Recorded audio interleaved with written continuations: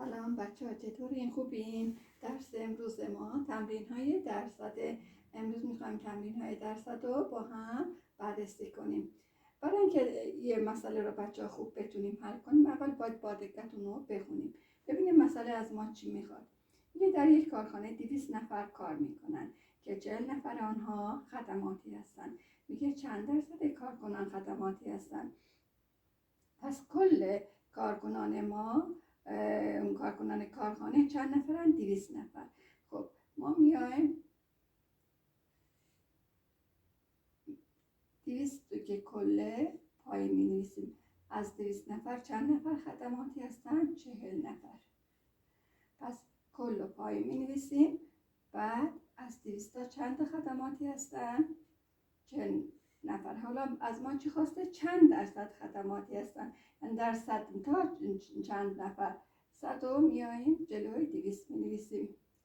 حالا مثلا رو حل میکنیم. میگیم که 200 چی شده؟ 100 شده. تقسیم بر 2 شده. پس 40 رو هم تقسیم بر 2 کنیم میشه چی؟ 20. پس 20 درصد کارکنان چی هستن؟ خدماتی هستن. مسئله دوم ما میگه اگر 45 درصد یک عدد 360 باشد، آن عدد چند است؟ بچه دقت میکنیم، نمیگه تمام عدد 360 کلشون، 45 درصدش. 45 درصد میگیم یعنی چی؟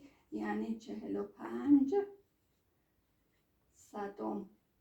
خب حالا 360 رو کجا بنویسیم؟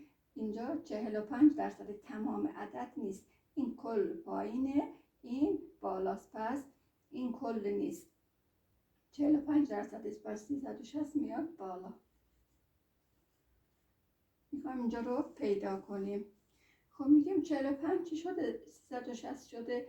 میگیم ضرب در 8 شده. این هم ضرب در 8 کنیم میشه چی؟ 800.